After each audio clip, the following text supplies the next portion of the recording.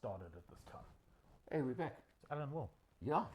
Talking the Renault Koleos. Koleos. Yeah. Now, look, that's the big flagship of the Renault range in South Africa. Yeah. But, you know, it's one of these strange things. Yeah. Have you noticed that ever since the Citroën DS of years gone by, no bigger French car has ever caught on in South Africa? Yeah, they had that ridiculously huge thing. What was that thing called? The Renault. It was like a. The Aventine and the Versatis. That's it. Exactly right. But and they sold 2 a year. Yeah, well, completely forgettable. I remember they had a big thing. It looked like a bread bin.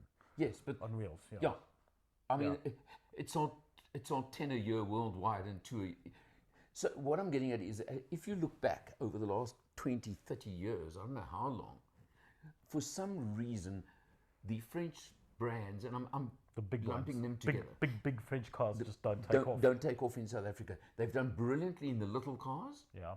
in the hatches. Yeah. There've been a whole run of the sporty hatches and hot hatches from them, from Citroën, Renault, whatever. But and Peugeot for that matter. Let's just mention it. Yeah. But the bigger cars just have never taken off. No, they're not. They're just. Yeah.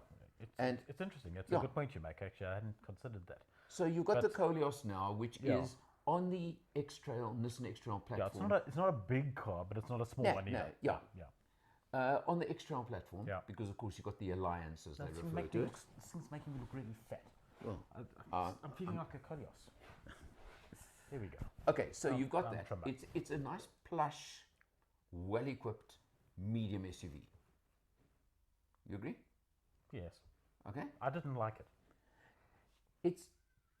But do you agree with my summary there? Yes, okay. I do.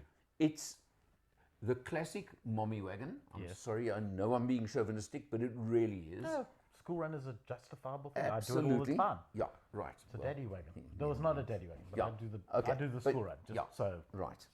So it's classic in that sense. Yeah. It's got everything. It's got all the features because we had the upper spec Dynamique, as they refer to it. Yeah. You do get an all-wheel drive version. This was the front-wheel drive. Yeah. 2.5 litre four-cylinder petrol engine. Yeah. 128 kilowatts, I think it is. Something like that. Yeah. And 240 odd newton meters of torque.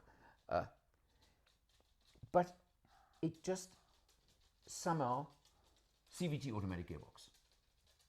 Let's just chuck that in as well, right? It just somehow doesn't all come together.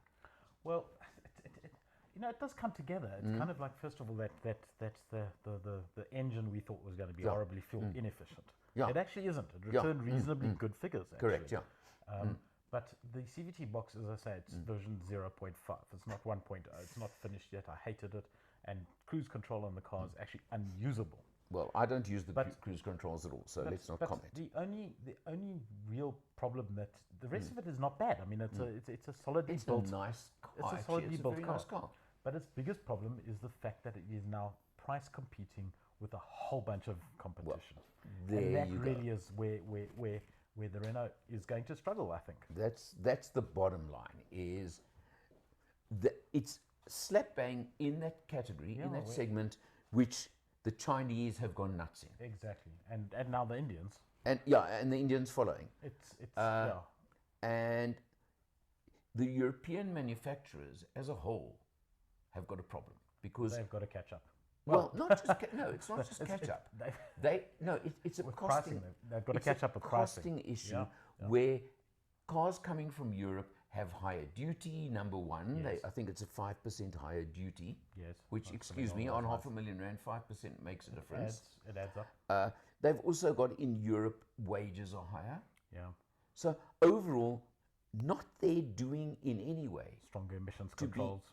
To be cost competitive is just incredibly difficult. Well, I think in Europe it's a different story. Here, I'm talking bringing it here. Yeah. We have to mention exchange rates. Well, by the time you're finished with those. By the time you finish this conversation, they'll have changed. Well, exactly. And for the I didn't say that. I'm not negative. I'm positive. Right. But no. Okay. We've hammered the car enough. It's actually a really nice. It's not a bad car, but as I say, car. when you stack it up against the competition, that's where it's really got a problem. But the rest of the car is, as you say, it's built on the X-Trail platform. Which is a brilliant, which is- tried and trusted platform. Nobody will ever complain about it. And I've yet to meet a happy X-Trail seller. They're always unhappy that they Yeah. sold the X-Trail.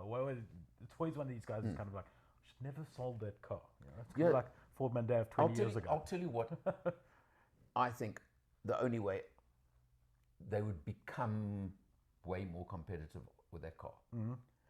As far as I'm aware, it used to be, I don't want to say right now because diesel is such a dirty word in Europe nowadays, yeah.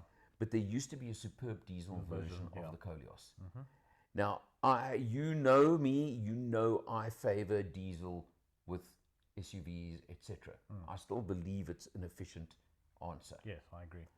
That with a nice 2-liter diesel, the Renault 1.9 or 2-liter diesel they've got, it's a 1.9. Yes, Lovely engine, yes, would have worked brilliantly in that car. yes. The difference waiting, in I'm performance would make no difference, I'm waiting.